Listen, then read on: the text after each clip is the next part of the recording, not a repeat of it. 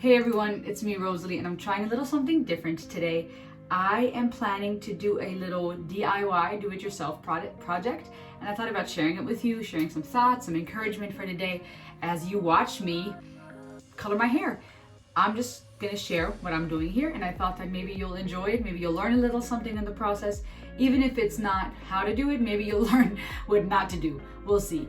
And I figured instead of starting a whole new YouTube channel to share videos like this once in a while, or however regularly I'm able to, I thought I'll just use my Woman Unplugged platform, because that's actually what Woman Unplugged is intended for. Woman Unplugged is a podcast that I host that is meant for everyday encouragement, where I interview people of all kinds of walks of life, where I share my story, I talk on all kinds of different topics. That's the whole purpose of the platform, of that podcast, everyday encouragement, because we're all new to this thing called life, right? I'm trying a little something different this time. I'm trying a semi-permanent burgundy brown. I'm trying something that has a little bit more of that reddish touch.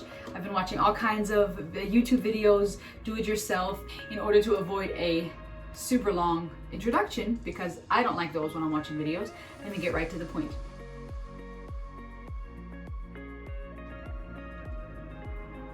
After I have a sip of this coffee. All right, what I'm gonna do here, and again, please understand that I am just trying to figure out what I'm doing. I have not tried a color like this before, so I'm really curious to see what it looked like on my hair. So please do not judge. And also please understand, this is not a how to do this type of video. It's more like a just watch me do it and see if you can learn from it. Like I said, if not how to do it, maybe you can learn what not to do. I also figured instead of dolling myself up and getting my makeup and everything on, that I can do in the end. That way you can see the nice before and after. Let me try to hurry up a little bit and get started, because I am a mom of 3 and I'm currently working at home, working from home.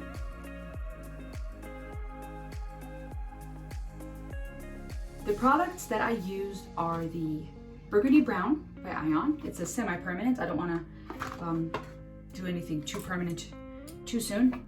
Then I have a mixing bowl, and I got me that nice hot pink brush. I have my tail comb, which I'm going to use to part and figure out how all this works. And then in the end, later, I'm going to do a after color sealer by Color Solutions.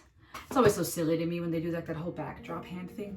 I try to cover up the floor so that any mess and nothing is too crazy.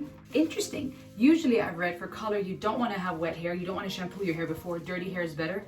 And I've not washed my hair for 2-3 days now to make sure that it's ready to dye. But here they're saying you should shampoo it and put it on towel dried hair, and then saturate the hair thoroughly and process for 10 to 25 minutes. And you check every 5 minutes, and once you've you achieve your desired degree of deposit, you can work it into a lather and rinse. I am not going to do that, and we'll see what happens. All right, guys, I'm gonna start putting this in a bowl. Now, what I'm going to do is I'm going to mix this schnazzle jazzle. It really looks super dark, but I guess you can kind of start seeing that reddish, brownish undertone. I really wonder if I should have gone with something brighter or darker. I do feel like you can see it. Maybe if I scrape it this way, it's a little more visible. Why am I doing this? Well, first of all, doing it yourself is way cheaper than in the salon. Then again, if you don't do it well, you might end up paying for it by having to go to the salon and have the mess fixed. And that ends up being more expensive. And I have an awesome salon I like to go to, but right now my goal is to save money. And so I am just gonna start here, trying to be efficient. And one of the things that I've been listening to, that my husband has been encouraging me to research and study, is how to make money for you, right? A lot of our society has an unhealthy relationship to money, either because we think that our lives depend on it and we forget that it's a tool, that it is not something that should control us, but something we should control, kind of like our emotions. But also because people don't understand that money is basically relative, right? Money is only valuable as much as it is given value to, right? And that's why you have issues like inflation, where you could have $10 now that can buy you, I don't know, a few groceries, and then in 2 years from now, those $10 are worth $1 and you can hardly buy anything at all. Or maybe something from the dollar store. So money is relative. And that's what I'm trying to work on, is to change my relationship to money and how I look at money. The goal is not to count pennies, but to use your money in the right way by investments, getting assets, not liabilities. An asset would be a house, something that can produce money for you down the road, versus a liability, something that you buy and it loses value. Like clothing, right? Clothing's awesome, but the second you buy it, it's lost value. You can't resell it for the same amount. I'm gonna go ahead and put some Vaseline on my forehead to avoid staining my forehead, my ears. Guys, I really don't know how to do these type of videos. My goal, my desire is just to share some of my life with you, to be unplugged and real. A woman unplugged, not unhinged, okay? We're not trying to go completely crazy, but just being real. You know what I realized is, even though my podcast is called Woman Unplugged, I still struggle with being really raw and real. And I think part of that is my personality type, right? A desire to be unique. Oh, let me start on the bottom is what they said. A desire to be unique. Okay, here we go. I'm just gonna start because honestly, if I, and it's on my neck. And it's even more on my neck.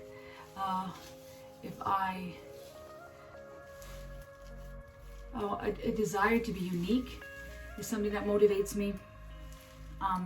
Wanting to stand out, wanting to be needed and special, you know, bring value, bring meaning to the world. But then the struggle with that is that a lot of times we're so consumed by wanting to be valuable, wanting to be important, wanting to matter. We're so consumed with trying to figure out who we are that we forget to be who we are. That might sound complex or confusing, but think about it, right?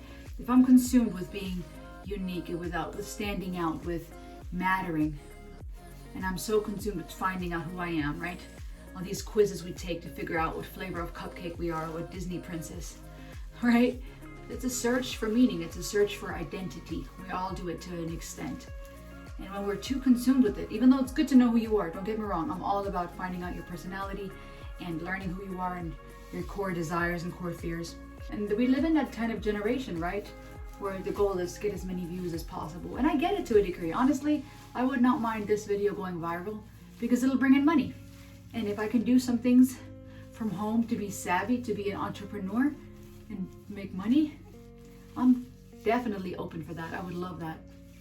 But there's one thing with trying to be an entrepreneur and make money, and there's another thing to be so consumed with trying to figure out who we are that we search high and low, you know, copy everybody, take on all these different personalities in search for significance, and we forget to be ourselves. You know, being yourself comes naturally. So that's not something you need to learn or do, it's something you need to be. I'm trying to start from the bottom up, and I feel like I'm painting my awesome trash bag shirt more than I'm painting my hair. In search for our identity and being true to ourselves, we forget to be ourselves. I'm gonna do the next layer. I'm just trying to work in layers instead of just lathering it all in from top to bottom.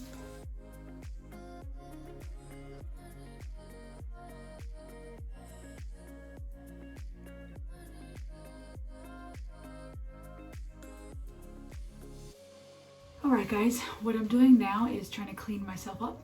I put the color, semi-permanent color in my hair. I did it a little different than what the instructions said, which hopefully doesn't backfire. But it said to shampoo your hair and put it into towel, dry, or damp hair. And what I've learned is to put color into dry hair. Not that I know much about it, but I have learned that it's best to put it into dirty, dry hair. And I didn't know I'd want to just lather it in. I wanted to do it strand by strand, but I have a lot of hair, so it might have not been the best idea just to use 2 tubes. My little one has thankfully calmed down, and I cannot tell you how relieving it is when you're able to get a newborn or a few week old quiet and calm. Babies crying gets you to the core. I think that's one of the exhausting things about motherhood. It's a beautiful, beautiful thing, and I'm so thankful.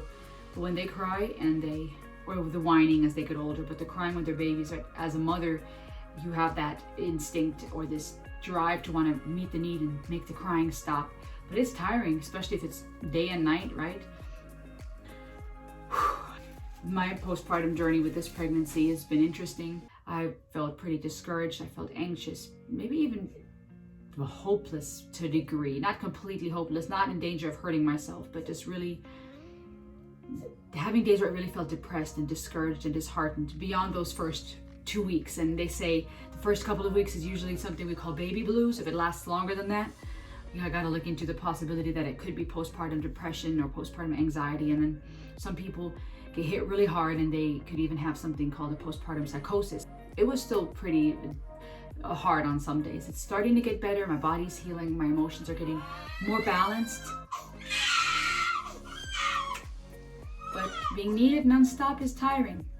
And I'm not saying these things to complain, because I know there's women out there who wish they could have a baby or who wish, they could experience this. So I'm so thankful, and I don't want to complain.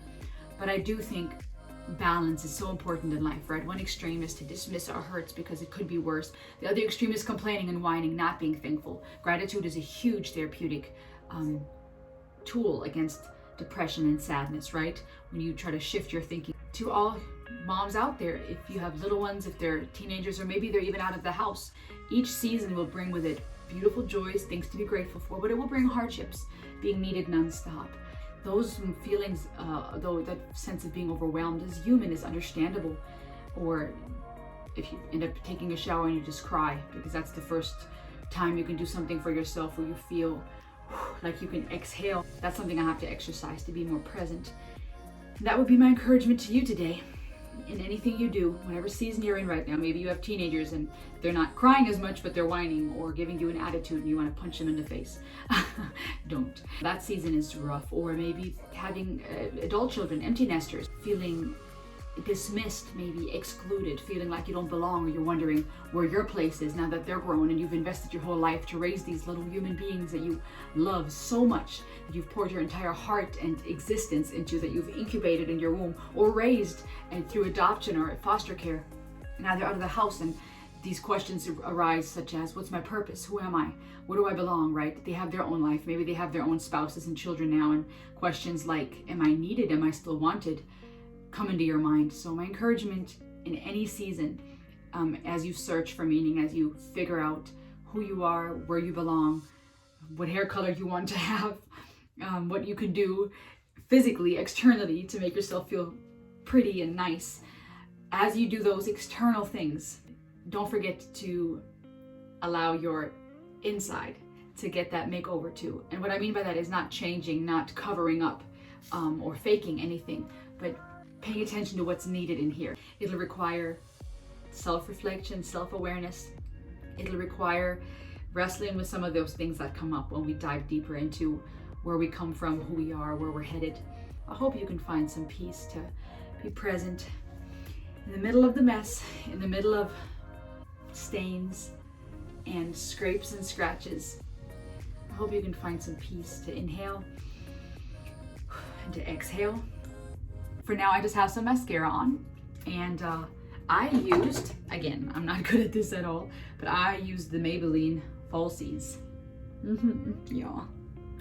I feel this is so funny, the whole hand thing, but I guess it does make sense because you can see it better against the backdrop. I like cleansing my face with the Olay Regenerating Cream Cleanser. And then I like to tone my face with Thayer's, I'm not sure how to say this, facial toner, the Witch Hazel, and I love the Rose Petal because, Rosalie. And I love putting this on my face. It smells so good, like roses. Roses don't smell like do, by the way, do. And I like toning my face with this. It wakes me up, it tones my face, it gets rid of any remaining impurities, which right now it'll probably just be hair dye. And then, this feels so good. And then I like to put on some of the Olay Ultimate Eye Cream. Can you see that? Look at all these stains. This is a Katastrophe. Catastrophe in German. Little man has fallen asleep. And this is this eye cream I like to dab under my eyes. I'm really a nerd. I'm really nerdy, you guys. I've got mom jokes for days. And it lightens and brightens. Oh. I like to use the Olay micro sculpting. I just got a new box, so this is what it looks like in the box. Olay Regenerist micro sculpting. I am half German, half Cuban, in case I haven't said that yet, or you were wondering. Born and raised in Germany. Mom is German, dad's the Cuban, and yeah, I am both. Double crazy. Look like I've been beaten up. Look at this. I look bruised. You should see the other guy. Anyways, Woman Unplugged. Encouragement for everyday life, because we're all new to this thing called life. And I'm new to trying to dye my hair burgundy brown. And I really feel like I should have gone with more red, more burgundy, not burgundy brown. You know what I mean? But we shall see when I've been seeing these tutorials. So we'll see. Who knows? Maybe this video ends up being one of the videos that Brad Mondo reviews. Hopefully he doesn't judge me too much. I was watching his videos the other day and he was hilarious. He was having me laugh out loud. LOL. For about all kinds of stuff. I was also watching his DIY haircut videos. And that was me trying to leave a little Easter egg there. And I totally ruined it now because you don't let people know that an Easter egg is an Easter egg, right? You want to be accepted, right? Want to be loved and appreciated. Want to be beautiful. Want to be beautiful. Make you stand now. You look inside of my heart, and I am amazed. I love to hear you say, who I am is quite enough. You make me worthy of love and beautiful. You are beautiful. All right, as I keep sipping on my café con leche, I'm going to wash this out in just a second. Lather it and wash it out. What do you think? Do I have an oval face or a heart-shaped face? I was listening to Brad Mondo's what haircut and what bangs works for which face, and also what hair color. I watched a lot of his videos, and yeah, I'd like to know what you think. I think I know, but I would like to know what you think. You think it's oval or heart-shaped? Let me know in the comment section below. All right, let's see here, guys. I'm gonna wash this out and I will be back. All right, guys, I just got done washing my hair out and it was messy. A lot of red, brown flowing out of my hair. And I think it's still pretty hard to tell what it looks like. I have to dry it and style it first, but right now I don't see a whole lot of change. I see some staining in the scalp right over here. That doesn't show me much. Right now, especially with my hair being wet, I don't see a whole lot of difference from when my hair is wet after a regular shower before I did anything with my hair. I definitely see stains in my scalp, which will probably come out as I wash it a few times. All right, we shall see. Stay tuned. Ta-da! So this is what it looks like. I definitely can see the red undertones. I curled my hair so that it looks more presentable. It's not perfect though, so pardon any craziness you see. But I definitely can see the red undertones and I like it a lot. I actually think that I would like to go even more burgundy, more red in the near future, but for now it's a start. I did realize that I should have followed the instructions, so make sure you listen to what the instructions say. I think it turned out pretty good. See those undertones of red? Let me know in the comments below. I'd love to hear from you and hear what you think. Oh, and I almost forgot. Make sure to hit the like button if you enjoyed this video and subscribe. And if you're interested in learning more about my Woman Unplugged podcast, go check it out on Anchor, go check it out on Apple Podcasts, Google Podcasts, and more. Spotify has it too. Enjoy.